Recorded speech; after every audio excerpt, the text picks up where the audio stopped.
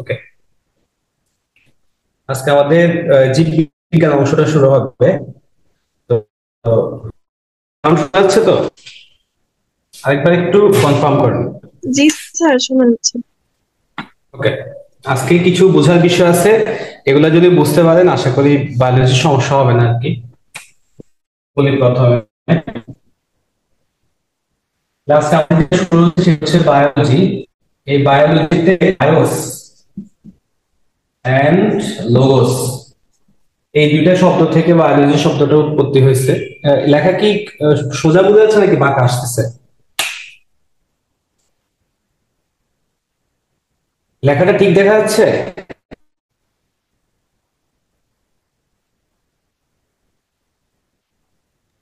জি sir, দেখা যাচ্ছে। ওকে, তাহলে বায়োলজি শব্দটা দুটো শব্দ থেকে আসছে, একটা হচ্ছে বায়োস আর একটা হচ্ছে লোগোস।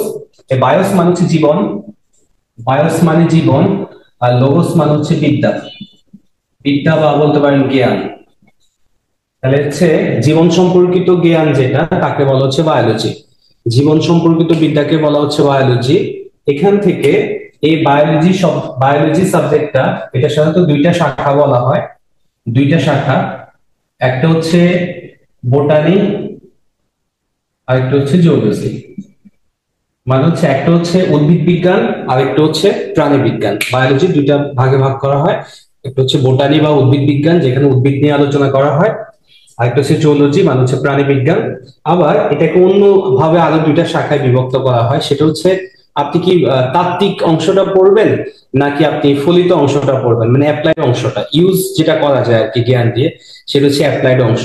সেই অনুসারে এটাকে দুই ভাগে ভাগ করা যায়।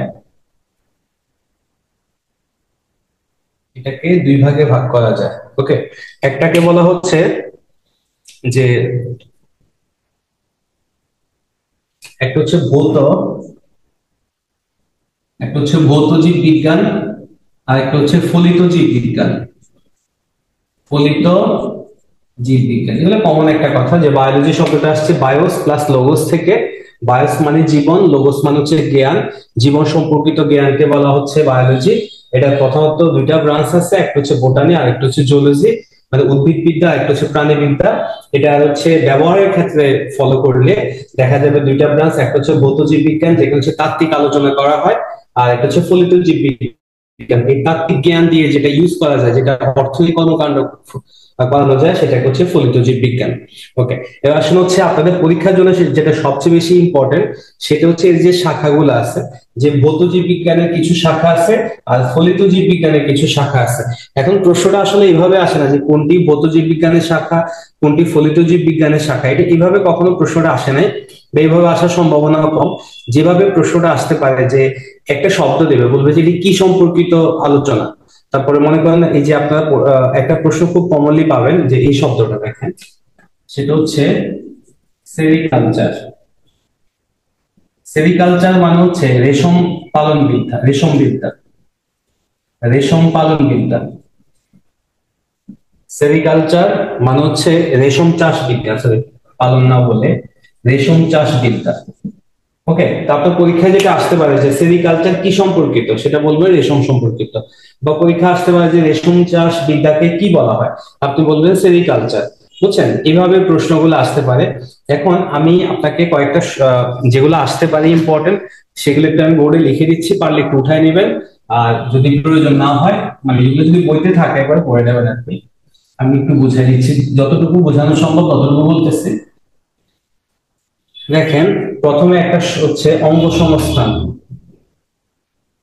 অঙ্গ সংস্থান, এটাকে ইংলিশে বলা হয় মরফোলজি। অঙ্গ সংস্থানকে ইংলিশে বলা হয় মরফোলজি। এই সম্পর্কিত আরেকটা আছে যেটাতে আপনার প্যাচ লাগতে পারে, সেটা হচ্ছে শারীরবিদ্যা। শারীরবিদ্যা বা হচ্ছে ফিজিওলজি, ফিজিওলজি। এই দুইটা জিনিসে আপনার প্যাচ লাগতে পারে, আমি একটু বিষয়টা ক্লিয়ার করি। একটা হচ্ছে অঙ্গ সংস্থান মানে হচ্ছে মরফোলজি, আর হচ্ছে শারীরবিদ্যা বা হচ্ছে ফিজিওলজি, মানে কোনটাতে কি বিষয় আলোচনা করা হয় সেটা বুঝলে আপনি দুটো জিনিস বুঝবেন। মনে করেন আপনার কয়টা কঙ্কাল আছে, বা সরি আপনার কঙ্কাল তো একটাই আছে, আপনার কয়টা অস্থি আছে, আপনার দেহটাকে কিভাবে গঠিত হয়েছে, এই যে সম্পর্কিত মানে আপনার গঠনটা সম্পর্কিত, যেটা আপনার অঙ্গগুলা যে অবস্থান সেই সম্পর্কিত বিদ্যাকে বলা হচ্ছে মরফোলজি বা অঙ্গ সংস্থান বিদ্যা। মানে আপনার দেহটা কিভাবে গঠিত হয়েছে এটা হচ্ছে অঙ্গ সংস্থান। কিন্তু আপনার দেহের ভিতরে বিভিন্ন অংশ কিভাবে কাজ করে, এর মধ্যে যে রাসায়নিক বিক্রিয়াগুলো সম্পন্ন হয়, সেই জিনিসগুলোকে একসাথে বলা হচ্ছে শারীরবিদ্যা বা ফিজিওলজি। বিষয়টা একটু সিম্পলি বুঝাইলে বলা যায় যে আপনার দেহে পাকস্থলী আছে, আপনার দেহে আপনার এই যে লালা গ্রন্থি আছে, আপনার দেহে যকৃত আছে, এই যে এগুলো আছে এগুলো কোন জায়গায় আছে, কিভাবে আছে, গঠন কেমন, সেটা যদি বলেন সেটা হচ্ছে অঙ্গ সংস্থা। আর আপনার পাকস্থলীতে হাইড্রোক্লোরিক অ্যাসিড খোদিত হয়, আপনার পরিপাকের জন্য বিভিন্ন এনজাইম খোদিত হয়, যেমন পেপসিন, ট্রিপসিন, ট্রিপসিনটাই বলি, পেপসিনটা খোদিত হয়। তার মানে বিভিন্ন এনজাইম যে খোদিত হয়ে আপনার খাবারগুলোকে পরিপাক করে, সেখানে কি কি কার্যক্রম সম্পন্ন হয় সেই সম্পর্কিত বিদ্যা হচ্ছে শারীরবিদ্যা বা ফিজিওলজি। এতটুকু আশা করি ক্লিয়ার করতে পারছি। এটা ক্লিয়ার হয়েছে কিনা বলেন তো?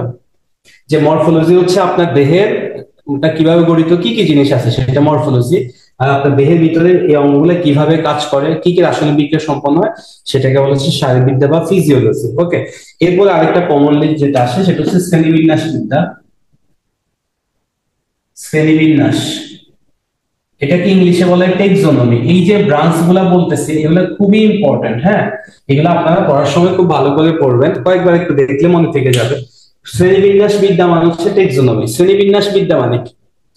শ্রেণীবিন্যাস বিদ্যা মানে হচ্ছে এই যে আপনারা স্কুল থেকে শুনে আসছেন যে মানুষ কর্ডাটা পর্বের অন্তর্ভুক্ত, মানুষ কর্ডাটা পর্বের অন্তর্ভুক্ত। আপনারা আরেকটা পর্বের নাম শুনছেন প্রোটোজোয়া, পরিফেরা, এই যে পর্বগুলোর নাম শুনছেন, অর্থাৎ কোন প্রাণী কোন পর্বে পড়বে, কোন শ্রেণীতে পড়বে, এই যে তাকে সাজানো, এটাকে বলা হচ্ছে শ্রেণীবিন্যাস বিদ্যা। ওকে, এটা কিসের উপর ভিত্তি করে করা হয়? আপনার বৈশিষ্ট্যের উপর ভিত্তি করে করা হয়।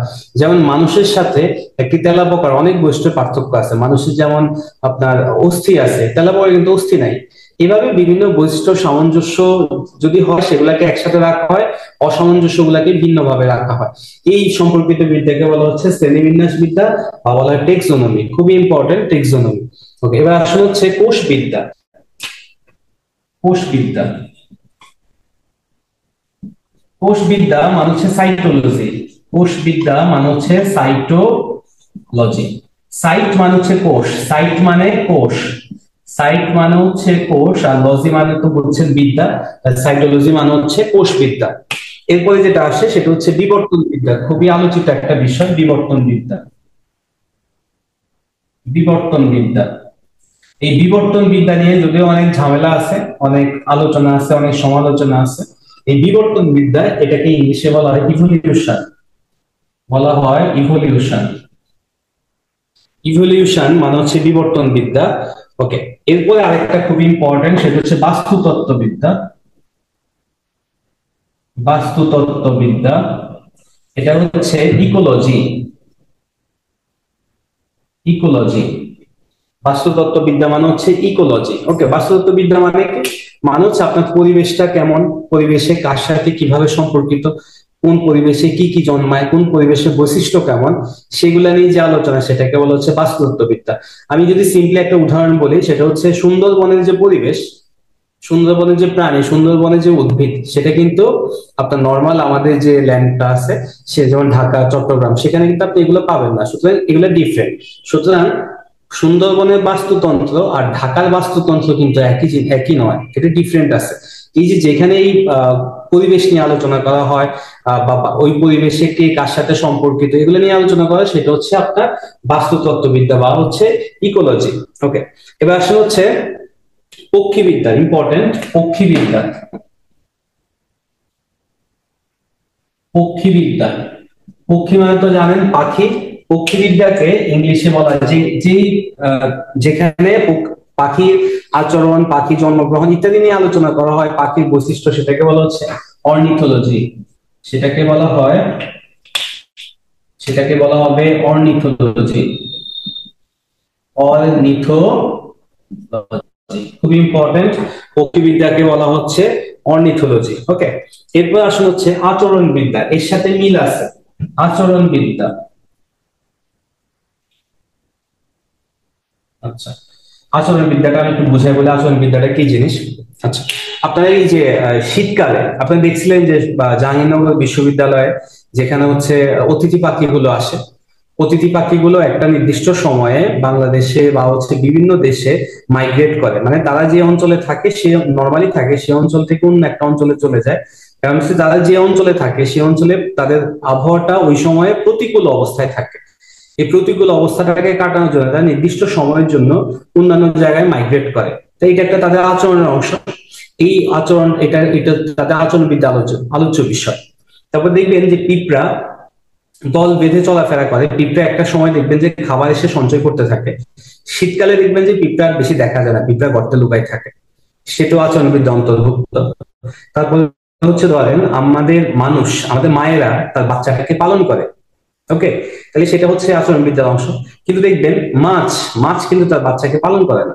মাছ কিছুটা দেখা যায়, আমাদের মতো উন্নত দেখা যায় না, এই জন্য বলে যে মাছের মায়ের পুত্র শোক। অনেকগুলো বাচ্চা হয়তো, তো সেক্ষেত্রে বাচ্চার যে প্যারেন্টাল কেয়ারটা এটা তার মধ্যে সেরকম দেখা যায় না, একটা নির্দিষ্ট সময় পর্যন্ত সে করে, বাকি সময় তার কোনো প্যারেন্টাল কেয়ার থাকে না।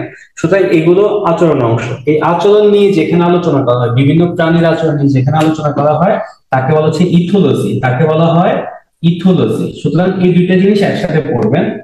বাস্তুতত্ত্ববিদ্যা মানে হচ্ছে ইকোলজি, আর আচরণবিদ্যা মানে হচ্ছে ইথোলজি। এই দুইটা জিনিস একটু একসাথে পড়তে হবে। এরপরে যেগুলো আসে, যেগুলো বিগত বছর পরীক্ষা আসছিল বা এখনো ইম্পর্টেন্ট, সেটা হচ্ছে এপিকালচার। এপিকালচার, আচ্ছা আমি এটা লিখি। এপিকালচার মানে হচ্ছে মৌমাছি পালন বিজ্ঞান।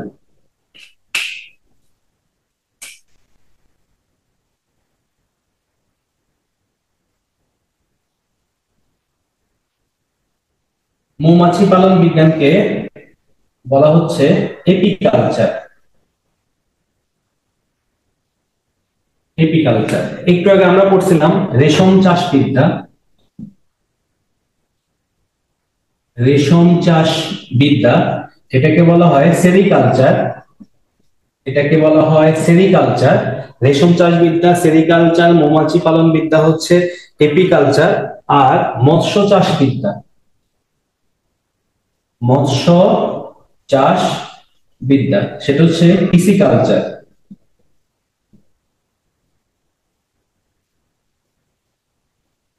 ওকে, আবার বলি। পক্ষীবিদ্যা মানে হচ্ছে অর্নিথোলজি, মৌমাছি পালন বিদ্যা মানে হচ্ছে এপিকালচার, রেশম চাষ বিদ্যা মানে সেরিকালচার, আর মৎস্য চাষ বিদ্যা মানে হচ্ছে পিসিকালচার। এটা মনে থাকবে যে মৎস্য মানে হচ্ছে ফিশ, ফিশ থেকে হচ্ছে ফিশিস থেকে আসছে পিসিকালচার। মৎস্য চাষ বিদ্যা মানে হচ্ছে পিসিকালচার, মৎস্য চাষ বিদ্যা মানে হচ্ছে মৎস্য মানে ফিশ, ফিশ থেকে পিসিকালচার, এটা মনে রাখবেন। এরপর আসলে হচ্ছে আরেকটা ইম্পর্টেন্ট, সেটা হচ্ছে কীটতত্ত্ব। কীটতত্ত্ব, কীটতত্ত্ব মানে হচ্ছে যে কীট পতঙ্গগুলো নিয়ে আলোচিত যে বিদ্যা তাকে বলা হচ্ছে এন্টোমোলজি। তাকে বলা হয় এন্টোমোলজি। কীটতত্ত্বকে বলা হচ্ছে এন্টোমোলজি। তারপরে হচ্ছে জীব প্রযুক্তি, এটা তো আপনারা জানেন, জীব প্রযুক্তি খুবই ইম্পর্টেন্ট আপনাদের ওই যে বাংলাদেশ বিষয়াবলী বা হচ্ছে আন্তর্জাতিক বিষয়াবলী, সেখানেও এটা ডিফারেন্ট ভাবে আসতে পারে। বা রিটেন যে বিজ্ঞান, রিটেন বিজ্ঞানও জীব প্রযুক্তি নিয়ে আসতে পারে।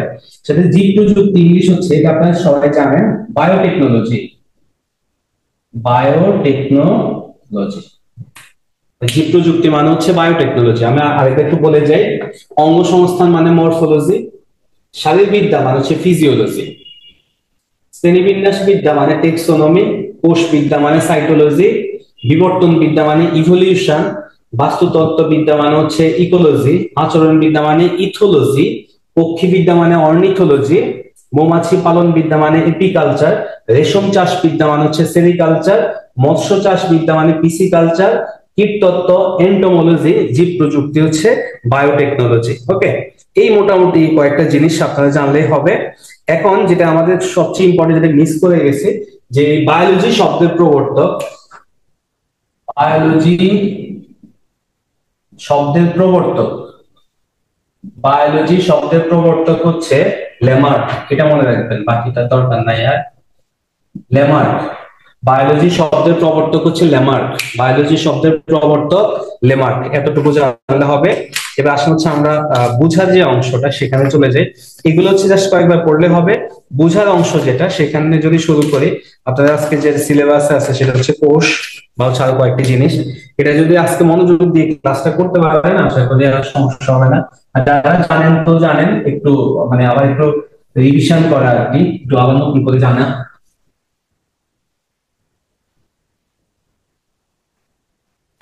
ওকে, আমি প্রথমে একটু একটু করে আর কি।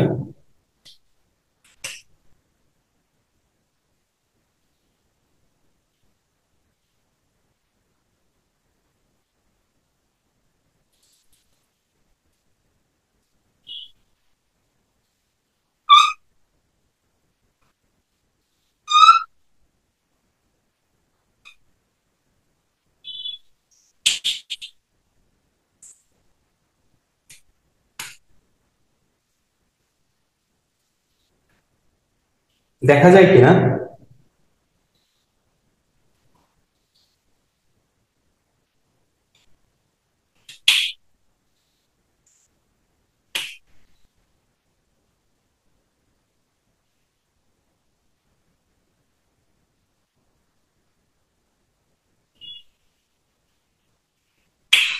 ওকে, আচ্ছা ছবিটা ক্লিয়ার দেখা যায় কিনা একটু বলুন তো।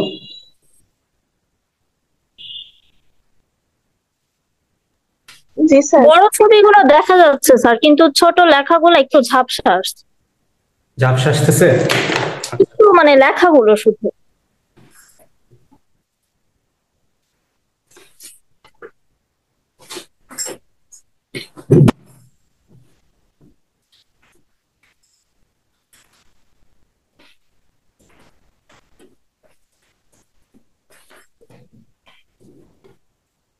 ওকে, এবার আশা করি বুঝবেন, দেখবেন একটু মনোযোগ দিতে হবে।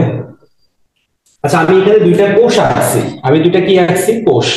এই কোষকে বলা হয় জীবদের গঠন ও কাজের একক। এটা স্কুলে অনেকবারই পড়ে আসছেন। জীবদের গঠন এবং কাজের একককে বলা হচ্ছে কোষ।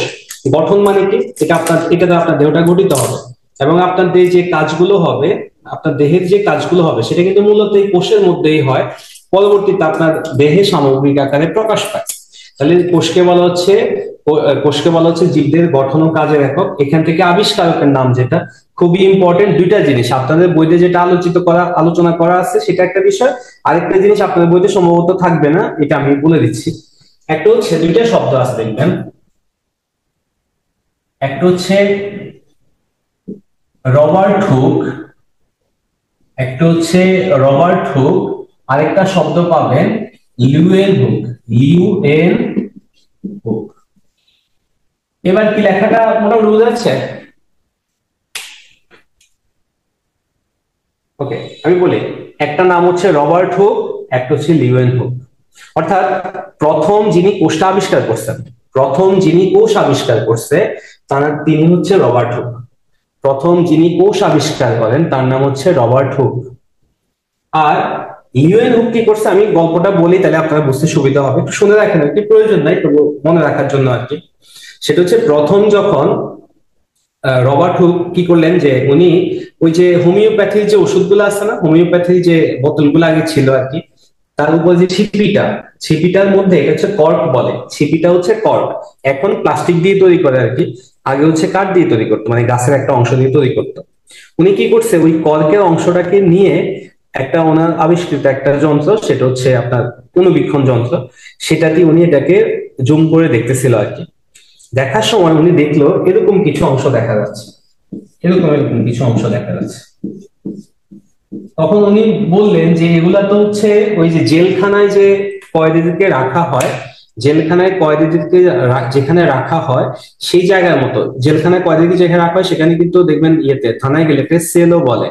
তখন উনি দেখলো যে কয়েদিকে যেখানে রাখা হয় তাদের মতো এই যে ক্ষুদ্র ক্ষুদ্র প্রকোষ্ঠের মতো দেখা যাচ্ছে, ক্ষুদ্র ক্ষুদ্র কক্ষের মতো দেখা যাচ্ছে। তখন উনি ওখান থেকে এগুলার নাম দিছে সেল। এগুলার নাম দিছিল কি? সেল। সেল মানে হচ্ছে কোষ, সেল মানে কি? কোষ। ওকে, কিন্তু দেখেন এই যে উনি গর্ত গর্ত দেখছে, এইভাবে দেখছে, কিন্তু তার ভিতরে কি কিছু আছে? নাই, তার ভিতরে কিছুই ছিল না। অর্থাৎ ওই যে ছিপিতে যে কোষগুলা ছিল সেগুলো ছিল মৃত কোষ, ছিপিতে যে কোষগুলো ছিল সেগুলো ছিল মৃত কোষ। পরবর্তীতে এই যে লিউয়েন হুক, উনি আবার কোষ দেখতে গেলেন। দেখতে গিয়ে উনি দেখলো যে কোষের ভিতর তো শুধু এরকম না, যে কোষের ভিতরে আরো বিভিন্ন পদার্থ আছে, যেমন নিউক্লিয়াস আছে, সাইটোপ্লাজম আছে, আপনার শব্দগুলো শুনছেন। তাহলে দেখেন, রবার্ট হুক প্রথম কোষ আবিষ্কার করছে, উনি কিন্তু জীবিত কোষ আবিষ্কার করতে পারে নাই, উনি মৃত কোষ আবিষ্কার করছে। পরবর্তীতে লিউয়েন হুক আবার কোষটা দেখলো, দেখলো যে না, কোষের ভিতর তো শুধু এগুলা ফাঁকা স্থান থাকে না, আরো বিভিন্ন পদার্থ থাকে। তখন এই জন্য বলা হচ্ছে জীবিত কোষ আবিষ্কার করেন লিউয়েন হুক, আর প্রথম কোষ আবিষ্কার করেন হচ্ছে রবার্ট হুক। আপনার চাইলে একটু লিখে রাখতে পারেন। আর মনে রাখার একটা কৌশল বলে দেয় যদি আসে, সেটা হচ্ছে দেখেন, এই লিউয়েন হুক আবিষ্কার করছে কি জীবিত কোষ। জীবিত কোষ, জীবিত কোষকে আমরা ইংলিশে বলতে পারি লিভিং সেল। কি বলতে পারি? Living sell. তাহলে লিভিং সেল মানে হচ্ছে জীবিত কোষ। লিভিং এ এল আছে, এল মানে মনে রাখবেন লিউয়েন হুক। লিভিং এ কি আছে? এল। তাহলে লিভিং মানে মনে রাখবেন লিউয়েন হুক। আর নরমালি যদি হুক বলেন, রবার্ট হুক, তাহলে মনে রাখবেন যে এটা হচ্ছে প্রথম কোষ আবিষ্কার। আশা করি বুঝে গেছে। এটা হচ্ছে আমাদের মেন জায়গায় যাই, যেটা আমাদের খুবই ইম্পর্টেন্ট। আচ্ছা, একটু আগে আমি একটা শব্দ বলছিলাম, কোষ মানে হচ্ছে সাইটোলজি, বলছিলাম একটু আগে কোষবিদ্যা। কোষবিদ্যা মানে কি বলেন তো? সাইটোলজি। কোষবিদ্যা মানে সাইটোলজি। আবার বলি, কোষবিদ্যা মানে হচ্ছে সাইটোলজি। কোষবিদ্যা মানে হচ্ছে সাইটোলজি। ওকে, কোষবিদ্যা মানে সাইটোলজি। ওকে, এবার আমরা এই ব্যাখ্যাটায় যাই, আমরা কোষগুলা চিনি, বেসিক জিনিসটা পড়ি। আমি দেখেন এখানে দুইটা কোষ আছে, এই একটা কোষ, এই একটা কোষ, এগুলো আপনাদের সাথে মিলে যাবে, জানেন আপনারা, তবু একটু বলে যাই। এই একটা কোষ, এই একটা কোষ, এই দুইটা কোষের মধ্যে একটা পার্থক্য আছে। দেখেন, এই কোষটার বাইরের দিকে আরেকটা লেয়ার আছে, যে নীল কালিতে আছে একটা লেয়ার আছে, বাট এটার মধ্যে এই লেয়ারটা আছে কিন্তু এর বাইরে কোনো লেয়ার নেই। সুতরাং এই যে বাইরের লেয়ারটা আছে এটাকে বলা হচ্ছে কোষ প্রাচীর। এটাকে বলা হচ্ছে কোষ প্রাচীর। কোষ, এটাকে বলা হয় কোষ প্রাচীর বা সেল ওয়াল। ওকে, তাহলে দেখেন এর মধ্যে কিন্তু কোষ প্রাচীর নাই। আচ্ছা, আপনারা সিম্পলি বলেন তো, যে আপনি যেটা রিয়েলাইজ করেন আর কি, প্রাণীর দেহটা মানে পাতলা বা নরম, নাকি উদ্ভিদের দেহটা পাতলা বা নরম? কোনটা বলেন তো? কার দেহটা পাতলা বা নরম থাকে? অবশ্যই প্রাণীদের। তাহলে প্রাণীদের দেহটা শক্ত হয় না বেশি। এর কারণ হচ্ছে প্রাণী কোষে কোনো কোষ প্রাচীর নেই, আর উদ্ভিদ কোষে কোষ প্রাচীর আছে। উদ্ভিদ কোষে কোষ প্রাচীর আছে, প্রাণী কোষে কোনো কোষ প্রাচীর নেই। এটা হচ্ছে প্রধান পার্থক্যটা। ওকে, তাহলে দেখেন, এটা হচ্ছে কোষ প্রাচীর। আর নিচে যে সবুজ কালি দিয়ে আছে যে লাইনটা, এটাকে বলা হচ্ছে কোষ ঝিল্লি। এটাকে বলা হয় কোষ ঝিল্লি। এটাকে বলা হচ্ছে কোষ ঝিল্লি, বা ইংলিশে বলা হয় প্লাজমা মেমব্রেন। ইংলিশে বলা হয় প্লাজমা মেমব্রেন। তাহলে দেখেন, বাইরের দিকে যে শক্ত আবরণটা থাকে এটাকে বলা হচ্ছে কোষ প্রাচীর, আর ভিতরটাকে বলা হচ্ছে কোষ ঝিল্লি। তাহলে দেখেন, এই কোষ প্রাচীর দেখলে আপনি বুঝতে পারবেন যে এটা হচ্ছে একটা প্রাণী কোষ। আর যদি আপনার একটা লেয়ার থাকে তাহলে অবশ্যই আপনি বুঝবেন যে এটা হচ্ছে উদ্ভিদ, এটা হচ্ছে সরি, যদি কোষ প্রাচীর থাকে তাহলে বুঝবেন উদ্ভিদ কোষ, আর যদি কোষ প্রাচীর না থাকে তাহলে অবশ্যই বুঝবেন সেটা হচ্ছে প্রাণী কোষ। ওকে, এবার আসলে হচ্ছে দেখেন, এইটা যদি একটা কোষ ধরেন, তার মেন অংশটা কিন্তু মাঝখানে থাকে। এই মেন অংশটার নাম হচ্ছে নিউক্লিয়াস। এটার নাম হচ্ছে নিউক্লিয়াস, এই পুরোটার নাম হচ্ছে নিউক্লিয়াস। এখন দেখেন, একটা কোষ কি কি কাজ করবে তার সিদ্ধান্ত গ্রহণ করে কিন্তু এই নিউক্লিয়াস। ওকে, তাহলে এখানেও নিউক্লিয়াস আছে, এখানেও নিউক্লিয়াস আছে। একটা কোষের মধ্যে যা যা কার্যক্রম হয় তার সিদ্ধান্ত গৃহীত হয় নিউক্লিয়াস থেকে। আপনি যখন কাজ করেন আপনার সিদ্ধান্ত গৃহীত হয় আপনার মস্তিষ্ক থেকে। মাথা বলবো না, বলবো মস্তিষ্ক। মাথা এবং মস্তিষ্কের মধ্যে পার্থক্য আছে। মাথা মানে হচ্ছে এই যে আপনার যে অস্থিময় চামড়া দিয়ে তৈরি যেটা, এটাকে বলবেন মাথা। আর এটার ভিতরে যে ব্রেন মানে নার্ভ আছে যেটাকে আপনার ব্রেন বলেন, যেটা স্নায়ু দিয়ে গঠিত, সেটা হচ্ছে আপনার মস্তিষ্ক। ওকে, এখন দেখেন, আপনার তো মাথা সিদ্ধান্ত নেয় না, আপনার সিদ্ধান্ত নেয় কে? মস্তিষ্ক। এখানে সিদ্ধান্ত নিচ্ছে কে? নিউক্লিয়াস। তাই নিউক্লিয়াসকে বলা হয় কোষের মস্তিষ্ক। নিউক্লিয়াসকে বলা হয় কোষের মস্তিষ্ক। আশা করি মনে থাকবে, নিউক্লিয়াসকে বলা হয় কোষের মস্তিষ্ক। অন্যভাবে বলা হয় কোষের প্রাণ কেন্দ্র। কি বলা হবে? কোষের প্রাণ কেন্দ্র। এটা মনে রাখবেন। এবার আসুন হচ্ছে দুইটা শব্দ আপনারা কমনলি শুনছেন, একটু বোঝাই বলি। একটা হচ্ছে প্রোটোপ্লাজম, আর একটা হচ্ছে সাইটোপ্লাজম। আমি বেসিকটা একটু ক্লিয়ার করি, তাহলে বুঝতে পারবেন। প্রোটোপ্লাজম মানে হচ্ছে সজীব অংশগুলা, প্রোটোপ্লাজমে থাকবে সজীব অংশগুলা। সাইটোপ্লাজম আরেকটা জিনিস, বিষয়টা বোঝাই বলে। এই যে দেখেন, এই যে কোষ প্রাচীরটা আছে এটা সবার বাইরে, এটা কিন্তু সজীব না। কোষ প্রাচীর হচ্ছে নির্জীব, কোষ প্রাচীর হচ্ছে নির্জীব, কোষ প্রাচীর হচ্ছে নির্জীব, মানে কোষ প্রাচীরের মধ্যে সাধারণত জীবন থাকে না, এটার মধ্যে কোনো পরিবর্তন দেখা যায় না। কোষ প্রাচীর হচ্ছে নির্জীব। অন্যভাবে এর ভিতরে যে কোষ ঝিল্লিটা আছে সেটা কিন্তু সজীব, কোষ ঝিল্লিটা হচ্ছে সজীব। ওকে, তাহলে এখন দেখেন, আমি একটু আগে বলছিলাম যে প্রোটোপ্লাজম হচ্ছে সজীব অংশগুলা নিয়ে গঠিত বা জীবিত অংশগুলা নিয়ে গঠিত। তাহলে আমাকে কেউ একজন উত্তর দেন যে এখানে কোনটা নিয়ে আমার প্রোটোপ্লাজম হবে, কোষ প্রাচীর থেকে নাকি কোষ ঝিল্লি সহ ভিতর দিকে অংশ? বলেন তো, একজন একটু রেসপন্স করেন যে কোষ প্রাচীর সহ পুরাটাকে আমি প্রোটোপ্লাজম বলবো নাকি এই যে আপনার কোষ ঝিল্লি সহ ভিতরের অংশকে প্রোটোপ্লাজম বলবো? কোষ ঝিল্লি হলো। ওকে, কোষ ঝিল্লি। কেন আমি কোষ প্রাচীর বাদ দিছি?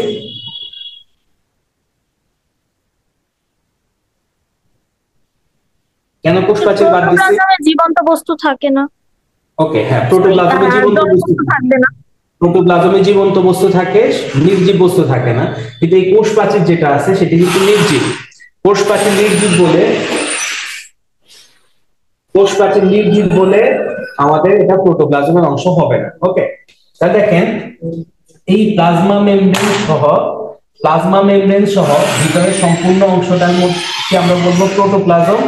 আর এবার দেখেন, এই সম্পূর্ণ অংশটা প্রোটোপ্লাজম, কোষ ঝিল্লি সহ সম্পূর্ণ অংশটা হচ্ছে প্রোটোপ্লাজম।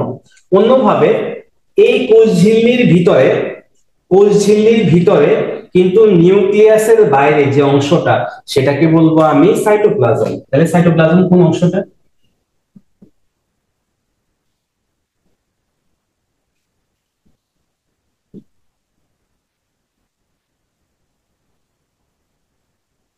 সাইটোপ্লাজম। তাহলে দেখেন, নিউক্লিয়াসের বাইরে কিন্তু প্লাজমা মেমব্রেনের ভিতরে যে অংশগুলা থাকে তাকে টোটালি বলা হচ্ছে সাইটোপ্লাজম। তাহলে এবার আমাকে বলেন তো, সাইটোপ্লাজম প্রোটোপ্লাজমের অংশ না প্রোটোপ্লাজম সাইটোপ্লাজমের অংশ? কেউ একজন রেসপন্স করে বলেন তো।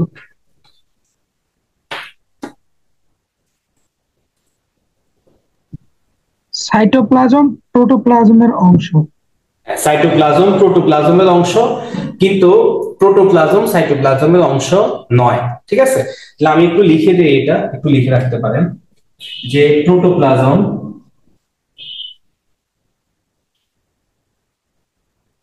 প্রোটোপ্লাজম মানে হচ্ছে যে কোষ ঝিল্লি সহ কোষের ভিতরে সমুদয় অংশ, কোষ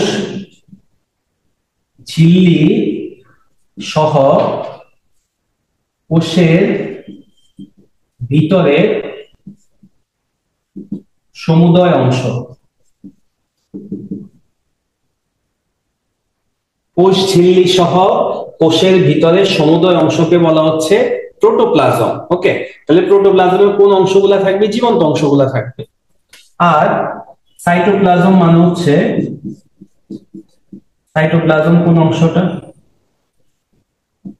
সাইটোপ্লাজম হচ্ছে প্লাজমা মেমব্রেন দিয়ে আবৃত, প্লাজমা মেমব্রেন, মেমব্রেন মানে কিন্তু পর্দা, হ্যাঁ, প্লাজমা মেমব্রেন দিয়ে আবৃত। লেখাটা কি দেখা যাচ্ছে? নিচে চলে যাচ্ছে, সরি।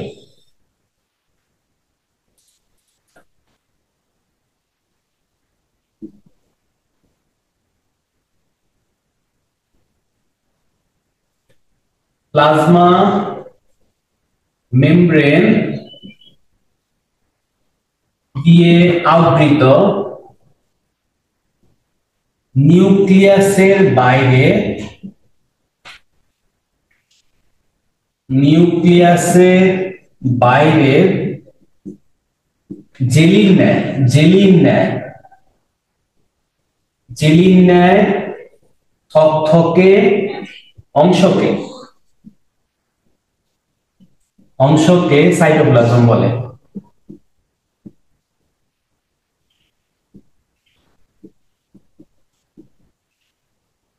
ওকে, প্লাজমা মেমব্রেন দিয়ে আবৃত, নিউক্লিয়াসের বাইরে জেলির ন্যায় থকথকে অংশকে সাইটোপ্লাজম বলে। ওকে, এতটুকু ক্লিয়ার হয়েছে কিনা সবাই বলেন তো আমাদের? এতটুকু আমরা ক্লিয়ার হয়েছে কিনা? জি স্যার, ক্লিয়ার। এবার দেখেন, আমি এবার একটু আপনাদেরকে একটু মানে মাথা খাটানোর একটু বলি। আমাকে একটু বলেন তো, ডান পাশে এই ছবিটা কি উদ্ভিদ কোষ না প্রাণী কোষ? এটা স্যার ওটা উদ্ভিদ কোষ। কেন উদ্ভিদ কোষ? কারণ কোষ প্রাচীর আছে। স্যার এটা কোষ প্রাচীর আছে। এটা প্রাণী কোষ, কারণ কোষ প্রাচীর নাই। এবার দেখেন, আমি একটা জিনিস আনবো, আপনারা বলবেন যে এটা রাইট অর রং, আপনাদের বেসিকটা একটু দেখার জন্য। কারণ এগুলা দিয়ে কিন্তু আপনার মানে এটা হয়ে যাবে আর কি, ফাউন্ডেশনটা।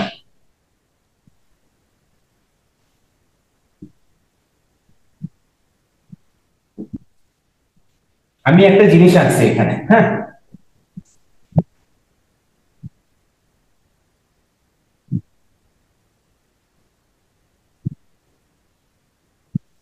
এটার নাম দিলাম আমি ক্লোরোপ্লাস্ট। এটার নাম আমি দিছি ক্লোরোপ্লাস্ট। ওকে, এবার বলেন এই ক্লোরোপ্লাস্টটা কি এখানে দেয়া ঠিক আছে নাকি এখানে দেয়া লাগতো? বলেন তো।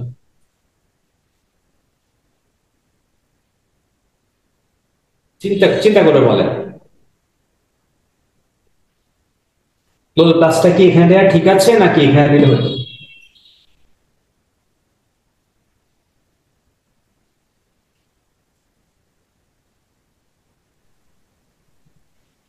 স্যার বলে দেন, আমি এখন আসলাম তো। স্যার ঠিকই আছে। হ্যাঁ ঠিক আছে। উদ্ভিদ কোষে তো ক্লোরোপ্লাস্ট থাকে। হ্যাঁ, ভেরি গুড ভেরি গুড। সেটা হচ্ছে যে উদ্ভিদ কোষে তো ক্লোরোপ্লাস্ট থাকবে, প্রাণী কোষে তো ক্লোরোপ্লাস্ট থাকবে না। ক্লোরোপ্লাস্ট কি জিনিস আমরা এখানে সেখানে চলে যাচ্ছি। আমরা যে ছোটবেলায় সালোক সংশ্লেষণ পড়ছিলাম, যে সালোক সংশ্লেষণ, উদ্ভিদে সালোক সংশ্লেষণ হয়, উদ্ভিদে সালোক সংশ্লেষণ হয় এবং সালোক সংশ্লেষণ প্রক্রিয়ায় খাদ্য তৈরি করে, অক্সিজেন তৈরি করে, আমরা পড়ছিলাম। এই যে উদ্ভিদ তার দেহের মধ্যে সালোক সংশ্লেষণ প্রক্রিয়ায় খাবার তৈরি করে, অক্সিজেন তৈরি করে, সেই কাজটা করে থাকে ক্লোরোপ্লাস্ট। সেই কাজটা করে থাকে ক্লোরোপ্লাস্ট। ক্লোরোপ্লাস্টে একটা রঞ্জক আছে, সেই রঞ্জকটা না আপনারা জানেন, সেটাকে হচ্ছে ক্লোরোফিল। কি বলা হবে? ক্লোরোফিল। তাহলে উদ্ভিদ কোষের ক্লোরোপ্লাস্টে ক্লোরোফিল থাকে। উদ্ভিদ কোষের ক্লোরোপ্লাস্টে ক্লোরোফিল থাকে বলে সে খাদ্য তৈরি করতে পারে। কিন্তু প্রাণী কোষে কোনো ক্লোরোপ্লাস্ট নাই, তাই প্রাণী কোষ কোনো খাদ্য তৈরি করতে পারে না। সুতরাং উদ্ভিদ কোষকে বলা হয় স্বভোজী, উদ্ভিদকে বলা হয় স্বভোজী, উদ্ভিদকে বলা হয় স্বভোজী। ওকে, আর আমরা হচ্ছি পরভোজী। উদ্ভিদ কোষ হচ্ছে স্বভোজী আর প্রাণী কোষ হচ্ছে পরভোজী। ওকে, এবার আসলে হচ্ছে তাহলে ক্লোরোপ্লাস্টে কি থাকে? ক্লোরোপ্লাস্টে ক্লোরোফিল থাকে। ক্লোরোফিল থাকে বলে সেটি সালোক সংশ্লেষণ করতে পারে, এতটুকু জানলেই হবে। এবার আসলে হচ্ছে আরেকটা বিষয়, যে মাইটোকন্ড্রিয়াতে যাই। আরেকটা জিনিস হচ্ছে মাইটোকন্ড্রিয়া।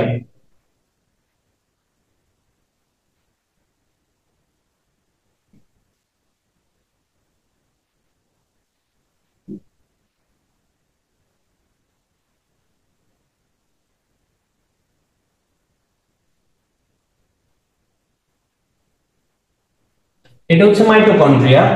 এই যে মাইটোকন্ড্রিয়াটা আছে, এই মাইটোকন্ড্রিয়ার মধ্যে আমাদের যে কাজটা হয় সেটা হচ্ছে শ্বসন হয়। কি হয়? শ্বসন। আপনারা শুধু শুনে রাখেন, অত বেশি দরকার নেই আপনাদের, প্যাসেলে অনেক প্যাসেলতে হবে যে মাইটোকন্ড্রিয়াতে শ্বসন প্রক্রিয়া সম্পন্ন হয়। শ্বসন প্রক্রিয়ায় যে কাজটা হয় সেটা হচ্ছে শ্বসন প্রক্রিয়ায় কার্বন ডাই অক্সাইড উৎপন্ন হয়। শ্বসন প্রক্রিয়ায় কার্বন ডাই অক্সাইড উৎপন্ন হয়।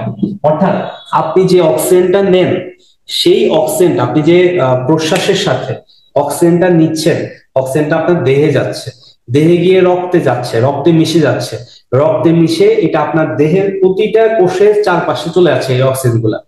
আপনার প্রত্যেকটা কোষের মধ্যে, এটা উদ্ভিদ কোষ বলেন আর প্রাণী কোষ বলেন, দুই জায়গাতেই কমনলি যেটা থাকে সেটা হচ্ছে এই মাইটোকন্ড্রিয়া। এটার নাম কি বলছি?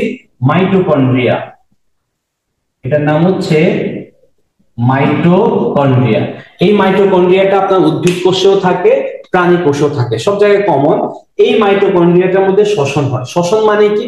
শ্বসন মানে হচ্ছে আপনি অক্সিজেনটা নিচ্ছেন, অক্সিজেনটা ফুসফুসে যাচ্ছে, ফুসফুস থেকে আপনার রক্তে মিশে যাচ্ছে, রক্তে মিশে রক্তের মাধ্যমে সে সারা দেহে আপনার মস্তিষ্কে, আপনার হাতে পায়ে পাকস্থলীতে সব জায়গায় যত কোষ আছে সব জায়গায় অক্সিজেনটা চলে যাচ্ছে।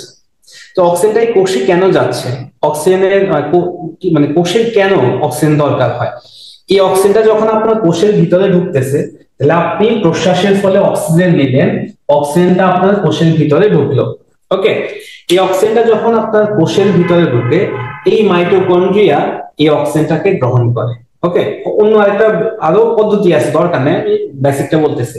অক্সিজেনটা যখন আপনার এই মাইটোকন্ড্রিয়া গ্রহণ করে, এই অক্সিজেনকে সে ব্যবহার করে আপনি যে খাবারটা খাইছেন, এই যে খাবারটা আপনার কোষের ভিতরে আসছে সেগুলা সে ভেঙে ফেলে, ভেঙে সে তৈরি করে কি কার্বন ডাই অক্সাইড, আর তৈরি করে হচ্ছে শক্তি, আর তৈরি করে শক্তি।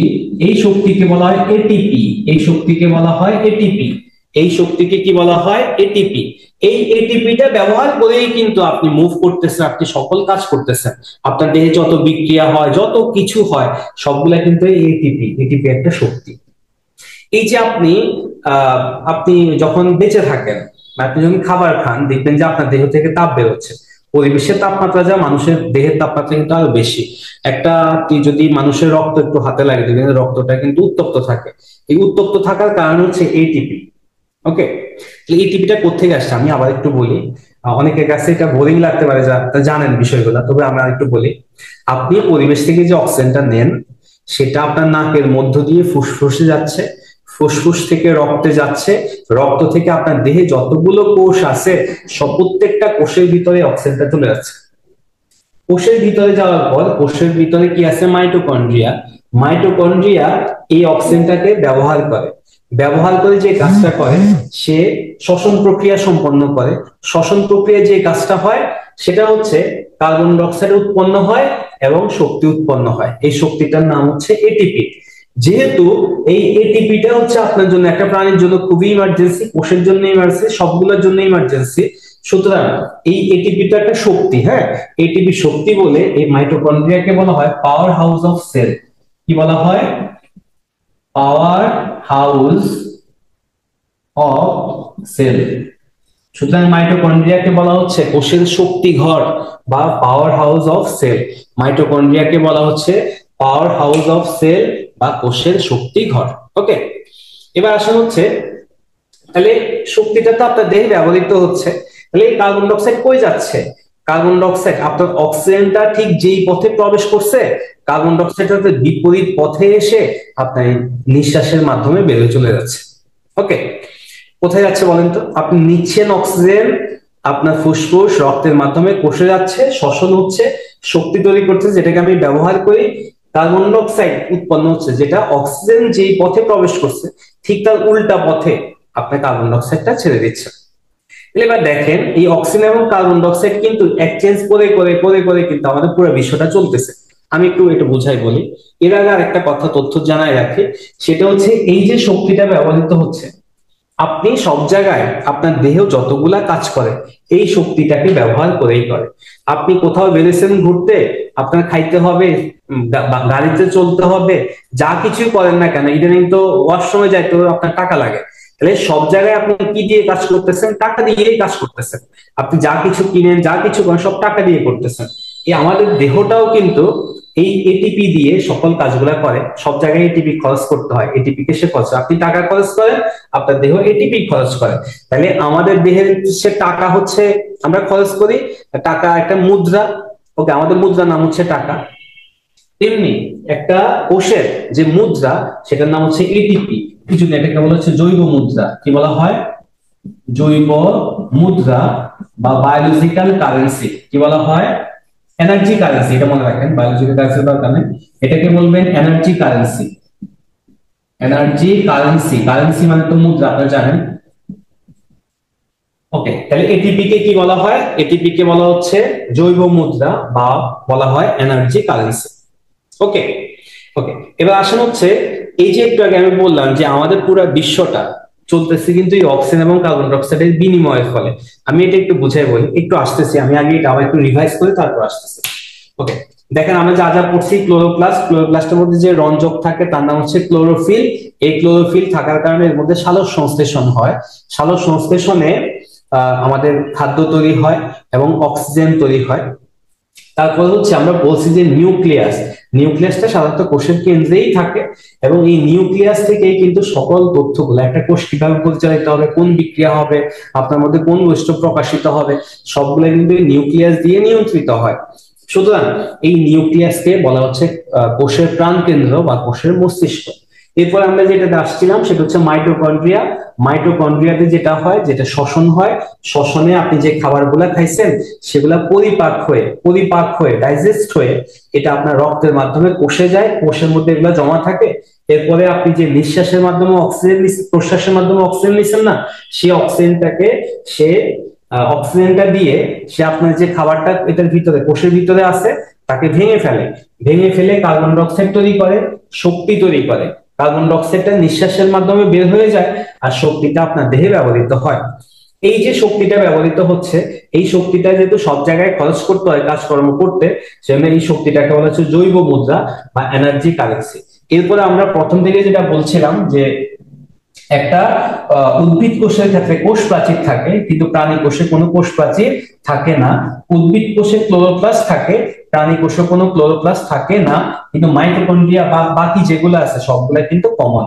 ওকে, এবার আসলে হচ্ছে এই যে কোষ প্রাচীর দিয়ে পরিবেষ্টিত সজীব একটা পর্দা আছে, সজীব পর্দা, সেটার নাম হচ্ছে প্লাজমা মেমব্রেন। এই প্লাজমা মেমব্রেন সহ ভিতরে সমুদয় পদার্থকে একসাথে বলা হয় প্রোটোপ্লাজম। আর এই প্লাজমা মেমব্রেন দিয়ে আবৃত কিন্তু নিউক্লিয়াসের বাইরে জেলির ন্যায় থকথকে অংশকে বলা হচ্ছে সাইটোপ্লাজম। আশা করি এতটুকু বুঝতে পারছেন। আমি একটু পরের অংশে যাই, যেটা আমি বলছিলাম। আচ্ছা, এটা এখন এটা আপাতত মুছে নেই, এটা আবার আমরা আবার আনবো। আচ্ছা বলেন তো, কি পরভুজি কি স্বভুজি? উদ্ভিদ পরভুজি নাকি প্রাণী পরভুজি? একজন বলেন। প্রাণী স্যার, প্রাণী। মানে যে নিজের খাদ্য নিজে তৈরি করতে পারে না তাকে বলবেন পরভুজি, যে নিজের খাদ্য নিজে তৈরি করতে পারে তাকে বলবেন স্বভুজি। ওকে, এবার আসলে হচ্ছে আমি একটু আগে একটা কথা বলছিলাম, আপনার বেসিকটা বা হচ্ছে যেহেতু আপনার সব জায়গায় লাগবে এই কথাটা আমি মানে সিলেবাসে নাই, কিন্তু জানলে ভালো। আপনি যেহেতু বিসিএস দেবেন, চাকরি পরীক্ষা দেবেন, আপনি দেশের প্রথম শ্রেণীর নাগরিক হবেন, আপনার সবকিছু সম্পর্কে কিছুটা ধারণা থাকা দরকার। আপনারা হয়তো অনেকে জানেন, আমি বিষয়টা একটু বলি, একটু বিষয়টা ইন্টারেস্টিং তো না বলে পারতেছি না। আচ্ছা, একটু আগে আমি বলছিলাম যে আমি পরিবেশ থেকে অক্সিজেন নেই। এটা একটা গাছ, গাছ থেকে কি নির্গত হচ্ছে? অক্সিজেন, তাই তো? এই অক্সিজেনটা আমি একটা মানুষ আঁকি, এই মানুষের দেহে যাচ্ছে। মানুষের দেহে কি যাচ্ছে? অক্সিজেন। মানুষের দেহে যাওয়ার পর মানুষের ওই যে বলছিলাম নাকের মধ্য দিয়ে ঢুকে ফুসফুসে যায়, রক্তে যায়, রক্তের মাধ্যমে আপনার দেহে যে কোষগুলো আছে প্রত্যেকটা কোষের ভিতরে যায়, কোষের ভিতরে এই মাইটোকন্ড্রিয়া কি করে সেটাকে ভাঙে। মনে করেন আপনি আজকে ভাত খাইছেন শুধু, আর কিছু খান নাই, বা মনে করলেন যে আপনি রুটি খাইছেন শুধু, খালি খালি একটু রুটি খাইছেন। তো রুটিতে কি আছে? শর্করা আছে, আপনারা জানেন রুটিতে কার্বোহাইড্রেট আছে বা শর্করা আছে। তাহলে আপনার পরিপাক হবে, আপনি যে রুটিটা খাইছেন আপনার পাকস্থলীর পরে এটা পরিপাক হবে। পরিপাক হয়ে যেটা তৈরি করবে তার নাম হচ্ছে গ্লুকোজ, তার নাম হচ্ছে গ্লুকোজ। ওকে, তার নাম হচ্ছে গ্লুকোজ। এই গ্লুকোজের সংকেত হচ্ছে C6H12O6। আরেকটা ইম্পর্টেন্ট তথ্য লাগবে, গ্লুকোজের সংকেত হচ্ছে C6H12O6। এর মানে আমি একটু ইলাবোরেট করে বলি, এখানে কার্বন পরমাণু আছে 6টা, হাইড্রোজেনের পরমাণু আছে 12টা, অক্সিজেন পরমাণু আছে 6টা। এটা কার দ্বারা ভাঙবে? ওই যে আপনি অক্সিজেনটা নিছেন সেটা দিয়ে ভাঙবে। ওকে, তো বলেন তো একটু আগে আমি একটু আগে বলছিলাম যে শ্বসন প্রক্রিয়ায় কি কি তৈরি হয়, বলেন তো দেখি, বলেন।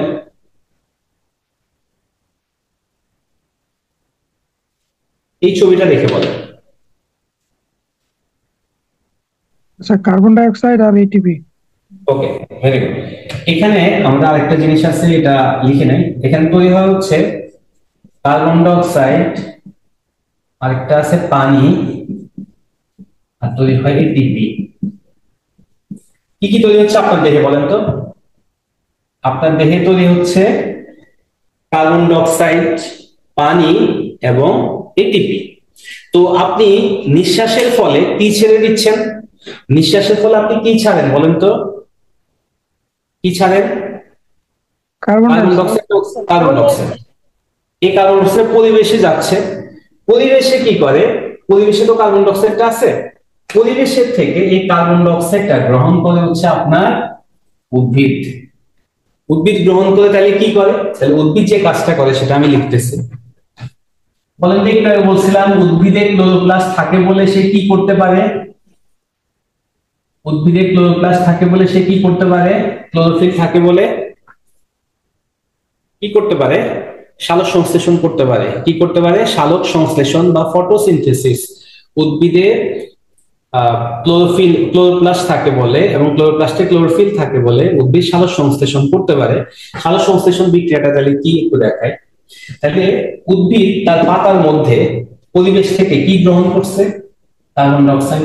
এখানে দেখেন কি গ্রহণ করছে? কার্বন ডাই অক্সাইড পাতার মধ্যে। হ্যাঁ, পাতার মধ্যে কার্বন ডাই অক্সাইড গ্রহণ করছে। আচ্ছা, আমি একটা পাতা এঁকে দিই। পাতা কার্বন ডাই অক্সাইড গ্রহণ করছে, আর এটা তো পানি শোষণ করে। এই কার্বন ডাই অক্সাইড এবং পানি এখানে আছে, মনে করেন যে ক্লোরোফিল লিখলাম, ছোট করে লিখি ক্লোরোফিল, এন্ড যেটা তৈরি করে সেটা কি? C6H12O6, ওই যে গ্লুকোজটা তৈরি করছে। সাথে তৈরি করে অক্সিজেন, সাথে তৈরি করে পানি। ঠিক আছে, তাহলে এই অক্সিজেনটা তৈরি করছে না? এই অক্সিজেনটা আবার কোথায় আমরা ব্যবহার করতেছি বলেন তো? এই যে সেই অক্সিজেন যেটা আপনি নিঃশ্বাসের ফলে নেন। বিষয়টা সবাই বুঝছেন কিনা? এই যে আমি একটু আগে বলছিলাম যে আমাদের পুরো জীবনটা, পুরো বিশ্বটা চলতেছে অক্সিজেন এবং কার্বন ডাই অক্সাইডের ইন্টারচেঞ্জের মাধ্যমে। সবাই বিষয়টা ক্লিয়ার হয়েছেন কিনা বলেন তো, নাকি আবার বলবো? বলেন।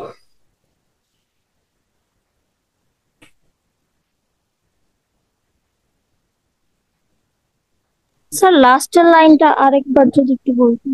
এটা এটা এটা জি স্যার। হ্যাঁ, বলতেছি। আপনি নিঃশ্বাসে যে কার্বন ডাই অক্সাইডটা ছাড়লেন, সেই কার্বন ডাই অক্সাইডটা তো পরিবেশে আছে। পরিবেশে গাছও আছে, গাছের পাতার মধ্যে তো কোষ আছে, কোষের ভিতরে কি আছে? ক্লোরোপ্লাস্ট আছে। আছে তো?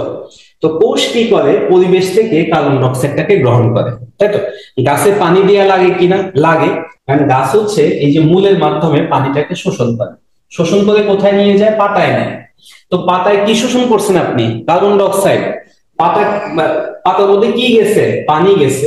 এই কার্বন ডাই অক্সাইড এবং পানিটা এই ক্লোরোপ্লাস্টের মধ্যে গিয়ে ক্লোরোপ্লাস্টের যে ক্লোরোফিল আছে তার সহযোগিতায় কি তৈরি করে? গ্লুকোজ তৈরি করে।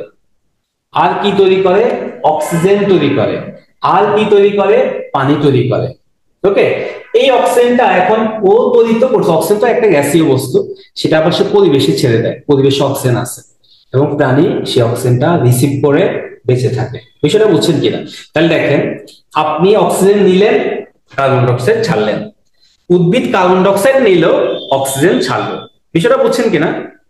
আপনি নিলেন অক্সিজেন, ছাড়লেন কার্বন ডাই অক্সাইড। উদ্ভিদ নিল কার্বন ডাই অক্সাইড, দিল অক্সিজেন। সবাই বুঝছেন কিনা বিষয়টা? জি জি স্যার, স্যার ক্লিয়ার। বুঝেছি। ওকে, এবার হচ্ছে যে জিনিসটা, অনেক কিছু তো আছে ভুলে যাই। আচ্ছা, আমি কুইকলি আর কয়েকটা জিনিস বলি, তারপরে যেগুলো লাগবে সেটা বলতেছি, আর বেশি কিছু দরকার নেই আপনাদের। আচ্ছা, এবার আসলে হচ্ছে যেটা আরেকটা অঙ্গাণু আছে, তার নাম হচ্ছে রাইবোজোম। তার নাম হচ্ছে রাইবোজোম। এরকম দুটো অংশ, এটা দরকার নেই। এর নাম বলছি রাইবোজোম। এটার নাম রাইবোজোম। এটা একটু মনে রাখেন যে রাইবোজোম উদ্ভিদ কোষও আছে, আবার প্রাণী কোষে, মানে সব জায়গায় রাইবোজোম আছে। এই রাইবোজোমকে বলা হয় প্রোটিন ফ্যাক্টরি। কি বলা হয়? রাইবোজোমকে বলা হয় প্রোটিন ফ্যাক্টরি। ধরলাম যে আপনি মাছ খান আর ভাত খান, আর কিছুই খান না। তাহলে আপনি খাচ্ছেন মাছ, মাছের মধ্যে আমিষ আছে বা প্রোটিন আছে। আপনি মাছটা খাওয়ার পরে আপনার পাকস্থলীতে এটা পরিপাক হয়। পরিপাক হওয়ার পরে আপনার দেহে এটা রক্তের মাধ্যমে বাহিত হয়ে কোষে চলে যায়। এই কোষ কি করে?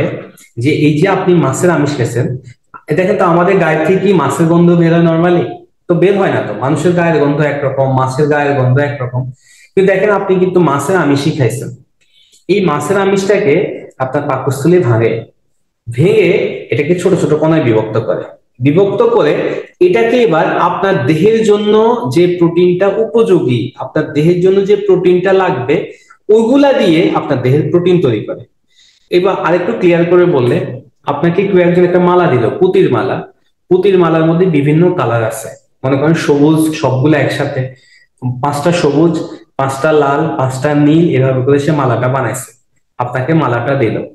আপনি মালাটা এবার খুললেন, পুঁতিগুলা খুললেন, খোলার পর আপনি চিন্তা করলেন না এভাবে সুন্দর হয়নি, আমার এটা পছন্দ হচ্ছে না, আমি প্রথমে একটা লাল দেব, এরপর একটা নীল দেব, এরপর একটা সবুজ দেব, এরপর একটা হলুদ দেব। তা আগে কিন্তু এভাবে ছিল না, আপনি আপনার পছন্দ মতো তৈরি করছেন।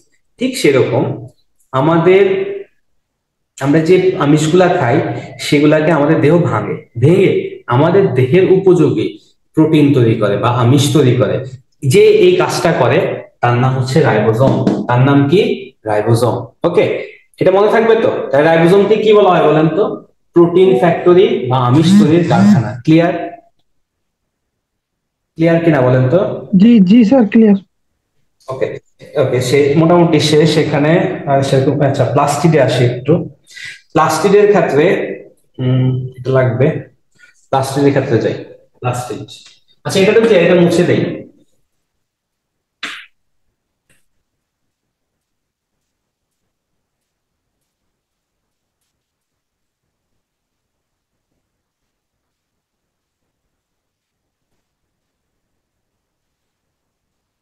আচ্ছা, প্লাস্টিডের ক্ষেত্রে যেটা, এটা একটু শুধু শুনে রাখেন, আমি একবার বললে আপনাদের মনে থাকবে।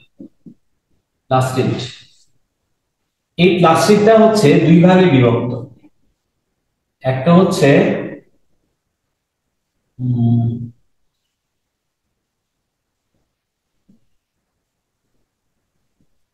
ক্রোমাটোপ্লাস্ট, আরেকটা হচ্ছে লিউকোপ্লাস্ট।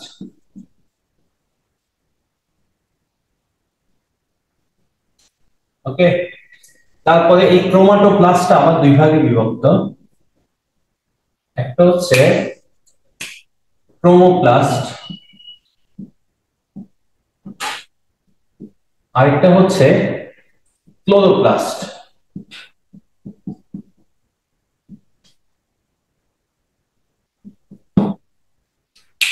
দেখেন আবার বলি, প্লাস্টিড, প্লাস্টিড একটা হচ্ছে কোষের একটা অঙ্গাণু, প্লাস্টিড হচ্ছে কোষের একটা অঙ্গাণু। এই প্লাস্টিডের বিভিন্ন প্রকারভেদ আছে। প্রকারভেদটা কি? প্রকারভেদ হচ্ছে, এটাকে বলা হচ্ছে, এটা প্রথমে দুই ভাগে ভাগ করা যায়, একটা হচ্ছে ক্রোমাটোপ্লাস্ট আর একটা হচ্ছে লিউকোপ্লাস্ট। এরপরে ক্রোমাটোপ্লাস্টকে আবার দুই ভাগে ভাগ করা যায়, একটা হচ্ছে ক্রোমোপ্লাস্ট আর একটা হচ্ছে ক্লোরোপ্লাস্ট। আমি এখন বিষয়টা বললে আপনি ক্লিয়ারলি বুঝে যাবেন। আচ্ছা, আচ্ছা বলেন তো, যে একটা গাছের যে মূলটা আছে মাটির নিচে যেটা থাকে, সেটা কি সাদা থাকে নাকি রঙিন থাকে বলেন তো? সাদা থাকে স্যার। সাদা, ওইটা মানে এটাকে সাদা তো বলা যায় না, এটাকে বর্ণহীন বলে। কি বলা হয়? বর্ণহীন। তাহলে যে প্লাস্টিকটা বর্ণহীন তাকে বলা হয় লিউকোপ্লাস্ট, যে প্লাস্টিকটা বর্ণহীন তাকে বলা হচ্ছে লিউকোপ্লাস্ট, আর যেটা হচ্ছে বর্ণযুক্ত, বর্ণযুক্ত, বর্ণযুক্ত তাকে বলা হচ্ছে ক্রোমাটোপ্লাস্ট। তাহলে ফুলের মধ্যে কি আছে বলেন? ক্রোমাটোপ্লাস্ট। পাতার মধ্যে কি আছে? ক্রোমাটোপ্লাস্ট। ফলের মধ্যে কি আছে? ক্রোমাটোপ্লাস্ট আছে না? ফুল রঙিন হয়, ফল রঙিন হয়, পাতা সবুজ হয়, পাতার আবার বিভিন্ন কালারও আমরা দেখতে পারি বিভিন্ন উদ্ভিদে। সুতরাং এই যে কালার গুলা হচ্ছে যে প্লাস্টিকের কারণে হয়, তাকে বলা হচ্ছে ক্রোমাটোপ্লাস্ট। ওকে, এবার আসলে হচ্ছে ক্রোমাটোপ্লাস্টকে আমরা আবার দুই ভাগে ভাগ করছি। একটা হচ্ছে ক্লোরোপ্লাস্ট, বলছিলাম যে ক্লোরোপ্লাস্ট সাধারণত পাতায় থাকে। যদি পাতায় থাকে, পাতার কালার কি হচ্ছে? সবুজ। সুতরাং ক্লোরোপ্লাস্ট হচ্ছে সবুজ, আর সবুজ ব্যতীত অন্য সকল কালার একসাথে বলা হয় ক্রোমোপ্লাস্ট। আমি আবার বলি, প্লাস্টিককে প্রথমত দুই ভাগে ভাগ করা যায়, একটা হচ্ছে ক্রোমাটোপ্লাস্ট মানে বর্ণযুক্ত, আরেকটা হচ্ছে লিউকোপ্লাস্ট মানে হচ্ছে বর্ণহীন। ক্রোমাটোপ্লাস্টকে আবার দুই ভাগে ভাগ করা যায়, একটা হচ্ছে ক্রোমোপ্লাস্ট, একটা হচ্ছে ক্লোরোপ্লাস্ট। ক্লোরোপ্লাস্ট হচ্ছে সবুজ বর্ণ, আর সবুজ ব্যতীত অন্য সকল বর্ণকে একসাথে বলা হয় ক্রোমোপ্লাস্ট। পরীক্ষায় যেভাবে প্রশ্নটা আসতে পারে যে পাতায় কোন প্লাস্টিক থাকে, আপনি বলবেন ক্লোরোপ্লাস্ট। পাতায় কোন প্লাস্টিক থাকে? ক্লোরোপ্লাস্ট। মূলে কোন প্লাস্টিক থাকে? উদ্ভিদের মূলে কোন প্লাস্টিক থাকে? লিউকোপ্লাস্ট। উদ্ভিদের মূলে কোন প্লাস্টিক থাকে? লিউকোপ্লাস্ট। এই লিউকো মানে বর্ণহীন, লিউকো মানে হচ্ছে বর্ণহীন, লিউকো মানে বর্ণহীন। সবাই এতটুকু ক্লিয়ার আছেন? জি স্যার, ক্লিয়ার। এবার আরেকটা কথা বলি, আর অল্প একটু আছে, তারপর শেষ হয়ে যাবে। আচ্ছা, আগামী ক্লাসটা মানে রেগুলারলি ক্লাস করতেছেন যে যে আগামী ক্লাসে আমাকে একটা টপিক অবশ্যই একটু মনে করাই দেবেন। আজকে এটা বলছি না, কারণ পেছে যাবেন। সেটা হচ্ছে এটা, কোষ বিভাজন। অবশ্যই অবশ্যই মনে করে বলবেন, যে টপিকই থাকুক না কেন আমি এটা একটু আগামী ক্লাসে বুঝাই দেব। কোষ বিভাজন যা যা লাগবে ঠিক তাই তাই বলে দেব, যেটা লাগবে আপনার কোষ বিভাজন। এবং আরেকটা বলবেন যে ক্যান্সার, কোষ বিভাজন প্লাস হচ্ছে ক্যান্সার, দুইটা পরস্পর সম্পর্কিত। এটা আগামী ক্লাসে আমাকে কে মনে করাই দিবেন? নামটা বলেন তো একটু, আমি খুঁজবো আপনাকে। জি স্যার, আমি বলে দেব। আচ্ছা, আপনার নাম কি? স্যার ফারাজুল। আচ্ছা, আপনি আমাকে একটু মনে করাই দিন, হ্যাঁ আমি আপনাকে জিজ্ঞেস করবো আর কি, একটু মনে জি করাই স্যার। দিন। ওকে, এবার হচ্ছে টিস্যু। টিস্যুটা একটু বলি, নর্মালি টিস্যুর আপনারা পড়ছেন, আমি একটু আবার বলি টিস্যু বিষয়টা কি।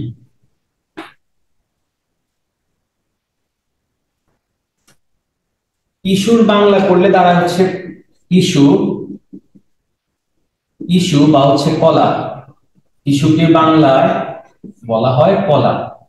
এই কলা কিন্তু আমাদের খাবার কলা না, আমাদের দেহের একটা কলা আর কি।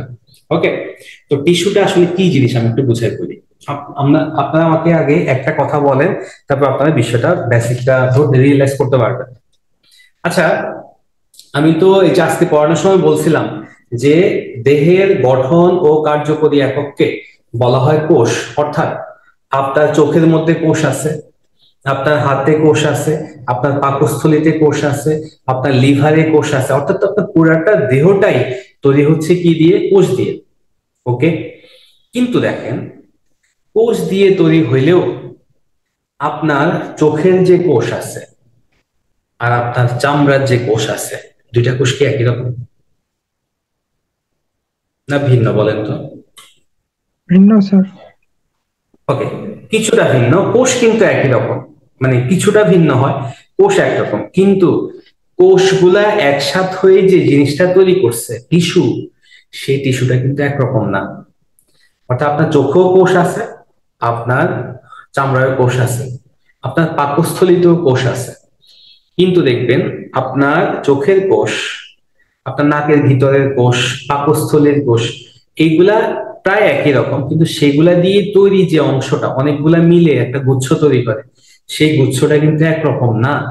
ওকে, অর্থাৎ হচ্ছে দেখেন, অনেকগুলা কোষ নিয়ে একই জায়গা থেকে উদ্ভূত, একই স্থান থেকে, একই স্থান থেকে উদ্ভূত, একই স্থান থেকে উদ্ভূত, একই কাজ করে। এদের বৈশিষ্ট্যগুলো হচ্ছে একই স্থান থেকে উদ্ভূত, একই রকম কাজ করবে। তিন হচ্ছে এরা কি হিসেবে থাকবে? গুচ্ছাকারে থাকে, গুচ্ছাকারে থাকে। এরকম যদি বৈশিষ্ট্য থাকে, গুচ্ছাকারে থাকে, অসংখ্য কোষ, যার হচ্ছে অসংখ্য কোষ। ওকে, আবার বলি, একই স্থান থেকে তৈরি হওয়া, একই কাজ করা, গুচ্ছাকারে থাকা অসংখ্য কোষকে একসাথে কি বলা হয়? টিস্যু বা কলা। তাই আমি একটু বুঝাই দিই, আপনার চোখের ভিতরে অনেকগুলা কোষ একসাথে হয়েছে, একসাথে হয়ে তারা গুচ্ছাকারে আছে, তারা একই রকম কাজ করে। আপনার চোখ দিয়ে আপনি কি করেন দেখেন, ওকে। তারপর আপনার পাকস্থলী দিয়ে পরিপাক হয়, এক একটা এক এক রকম, একই স্থান থেকে উদ্ভূত, সুতরাং তারা একই কাজ করবে, তারা গুচ্ছাকারে থাকবে। এই অসংখ্য এক কোষকে একসাথে বলা হয় টিস্যু বা কলা। কি বলা হবে বলেন তো? টিস্যু বা কলা। আচ্ছা বলেন তো, আপনার চোখ একটা অঙ্গ কিনা? আপনার চামড়া এটাও কিন্তু একটা অঙ্গ, ওকে। তারপরে হচ্ছে আপনার পাকস্থলী, এটা একটা অঙ্গ। আপনার লিভার, এটা একটা অঙ্গ, ওকে। আপনার মুরগি খাওয়ার সময় দেখবেন মুরগির কলিজা খান, মুরগির তারপর কি কি খান যেন? গিলা খান, কলিজা খান, মাংস খান, সবগুলা স্বাদ কি একই রকম? কিন্তু সবগুলা কোষ দিয়ে তৈরি হয়, সবগুলা স্বাদ কিন্তু একই রকম না। এর কারণ কি বলেন তো? এক এক জায়গায় এক এক টিস্যু আছে, সুতরাং অসংখ্য কোষ নিয়ে কি তৈরি হবে? টিস্যু বা কলা। এবার দেখেন এই টিস্যু গুলা সব একসাথে হয়ে আপনার চোখের ভিতরে আবার পার্থক্য আছে কিন্তু। দেখেন চোখে কালো একটা অংশ আছে, মাঝখানে একটা ছোট খালি ছোট্ট একটা জায়গা আছে যেটাতে আলোটা প্রবেশ করে, তারপরে এই কালো অংশের চারপাশে সাদা আছে, অর্থাৎ চোখের ভিতরে আবার ভিন্নতা আছে, আছে না? সুতরাং আপনার এই টিস্যু গুলা মিলে, অনেকগুলা টিস্যু মিলে তৈরি করা হচ্ছে এক একটা অঙ্গ। অনেকগুলা টিস্যু নিয়ে কি তৈরি করে? এক একটা অঙ্গ। আপনার চোখের ভিতরে বিভিন্ন রকম টিস্যু আছে, যেমন আপনার চোখটাকে আপনি বন্ধ করতেছেন খুলতেছেন পেশির মাধ্যমে, পেশি টিস্যু আছে। সুতরাং আপনার চোখের ভিতরে অনেকগুলা পেশি টিস্যু বা অনেকগুলা টিস্যু আছে। তো অনেকগুলা টিস্যু মিলে কি তৈরি হয়? অঙ্গ তৈরি হয়। আচ্ছা, এবার এই যে অঙ্গগুলা আছে, এই সবগুলা অঙ্গ মিলে আপনার দেহে একটা তন্ত্র তৈরি হয়, তন্ত্র বা সিস্টেম। যেমন আমি বললাম যে আপনার রক্ত সংবহন তন্ত্র, কি কি থাকবে, কি কি অঙ্গ থাকবে? ধমনী থাকবে, শিরা থাকবে, হৃৎপিণ্ড থাকবে, রক্ত থাকবে, এই সবগুলা মিলে একটা তন্ত্র তৈরি হয়েছে। সবগুলো অঙ্গ মিলে কি তৈরি হয়েছে? একটা তন্ত্র। তাহলে অঙ্গ মিলে কি তৈরি হচ্ছে? তন্ত্র তৈরি হয় বা সিস্টেম তৈরি হয়। তারপরে আপনার পরিপাক তন্ত্রের কথা ধরি। আপনার পরিপাক তন্ত্রে কি আছে? আপনার মুখ আছে, আপনার পৌষ্টিক নালী আছে, তারপরে হচ্ছে আপনার আহ পাকস্থলী আছে, আপনার লিভার আছে, আপনার অগ্নাশয় আছে। এই সবগুলো এক একটা কিন্তু অঙ্গ। এই সবগুলো অঙ্গ একসাথে একটা কাজ করে, তখন তাকে বলা হয় তন্ত্র বা সিস্টেম। আমি একটু লিখে দিই, আপনারা একটু লিখে রাখেন, তাহলে মনে থাকবে। দেখেন অসংখ্য কোষ মিলে যেটা তৈরি হয় তাকে বলা হচ্ছে টিস্যু বা কলা। অসংখ্য কোষ মিলে কি তৈরি হয়? টিস্যু বা কলা। তাহলে অসংখ্য লিখে দিই, অসংখ্য কোষ মিলে তৈরি হয় টিস্যু বা কলা। কিছু টিস্যু দিয়ে যেটা তৈরি হয় এক একটা অঙ্গ, আর অঙ্গগুলা একসাথে হয়ে তৈরি করে হচ্ছে তন্ত্র বা সিস্টেম। তন্ত্র বা সিস্টেম, বুঝছেন? ওকে, এবার আসলে হচ্ছে টিস্যু কয় রকম? উদ্ভিদের ক্ষেত্রে টিস্যু দুই রকম, উইকি শেষ করি। একটা হচ্ছে ভাজক টিস্যু, আর একটা হচ্ছে স্থায়ী টিস্যু। একটা ভাজক টিস্যু, একটা স্থায়ী টিস্যু। ভাজক শব্দটা কোত্থেকে আসছে? আপনারা যখন ম্যাথ করেন তখন দেখবেন ভাজ্য, ওই যে বিভাজ্য, ভাজ্য, ভাজক, ভাগশেষ পড়ছিলেন তো? তাহলে দেখেন যাকে ভাগ করা যায় তাকে বলা হচ্ছে ভাজ্য, সেখান থেকে আসছে ভাজক। আপনি যখন দেখবেন একটা ছোট চারা লাগাইছেন, চারাটা আস্তে আস্তে বড় হইতে থাকে, এই যে উপরে দেখবেন পাতা দুইটা হয়েছে, গজাইছে ছোট, এদের পাতাগুলো বড় হচ্ছে, পাতাগুলো বড় হয়ে গেলে তার এখান দিয়ে আরো দুইটা পাতা বের হচ্ছে, এগুলো আস্তে আস্তে বড় হচ্ছে, তার এখান থেকে আবার পাতা বের হচ্ছে, ফলে আপনার উদ্ভিদটা তৈরি হয়ে যাচ্ছে। তাহলে এই জায়গায় বিভাজন হচ্ছে, এই জায়গায় কোষগুলা বারবার বিভাজিত হচ্ছে। যে টিস্যুগুলা বিভাজিত হইতে পারে তাকে বলা হচ্ছে ভাজক টিস্যু, আর যে টিস্যুগুলা বিভাজিত হয় না তাকে বলা হচ্ছে স্থায়ী টিস্যু। কেমনে কোনগুলা স্থায়ী টিস্যু বলি? আপনি দেখবেন যে একটা গাছের পাতা যতই উপর দিকে যাচ্ছে, নিচের যে পাতাগুলা সেগুলা কিন্তু আর বড় হচ্ছে না, একটা নির্দিষ্ট পর্যন্ত বড় হয়, আর বেশি বড় হয় না। অর্থাৎ এগুলার বিভাজন ক্ষমতা শেষ, তখন তাকে বলা হয় স্থায়ী টিস্যু। তখন তাকে বলা হয় স্থায়ী টিস্যু, মানে যেটা আর বিভাজিত হবে না। আর যেগুলো বিভাজিত হবে তাকে বলা হচ্ছে ভাজক টিস্যু। ওকে, এই মোটামুটি ছিল পড়া। আপনাদের কোনো প্রশ্ন আছে কিনা আমাকে একটু বলেন। এতটুকু টিস্যু জিনিসটা বুঝছেন কিনা বলেন তো? স্যার বুঝতে পারছি স্যার। ওকে, তাহলে আজকে এই পর্যন্তই থাকবে। আর নেক্সট ক্লাসে আমাকে ওই দুইটা টপিক একটু মনে করাই দেবেন, আর বই থাকলে বই থেকে স্যার একটু পড়ে ফেলবেন, হয়ে যাবে। নেক্সট কোনো প্রশ্ন ক্লাস নেই। স্যার কবে হবে? নেক্সট ক্লাস স্যার কবে হবে? আপনাদের রুটিনে আছে, রুটিন দিছেন আপনাদেরকে? জি স্যার। রুটিনটা দিছে হয়তো, রুটিনের মধ্যে আছে, জি বা স্যার, হচ্ছে যে রিলিজ আছে, হোক আপনি রুটিনের আমাকে মাঝেই জানাবেন। সবকিছু আছে। আচ্ছা জি, ঠিক আছে, তাহলে আজকে এই পর্যন্তই থাকুক। কোনো প্রশ্ন থাকলে একটু জিজ্ঞেস করেন, আর আগামী ক্লাসে আমাকে একটু মনে করে দেন। কারো কোনো প্রশ্ন আছে? না স্যার। ওকে, ঠিক আছে, থ্যাংক ইউ ধৈর্য ধরে শোনার জন্য। আরেকটা বিষয় হচ্ছে, বিষয়গুলো একটু পেঁচানো হয়ে গেছে বেশি, কিন্তু আপনার জন্য দরকার, দরকার হলে ভিডিও ক্লাসটা, রেকর্ড ক্লাসটা আরেকবার একটু দেখবেন। আমি বললাম যদি এগুলো ভালো করে একটু বুঝতে পারেন, দেখবেন আপনার জন্য বিজ্ঞান পড়াটা খুব সহজ হয়ে যাবে। বিজ্ঞান মুখস্থের বিষয় না, বিজ্ঞান হচ্ছে বেসিকটা বুঝলে আপনি যে কোনো ভাবে প্রশ্ন আসলে অ্যান্সার করতে পারবেন। ঠিক আছে, ধন্যবাদ।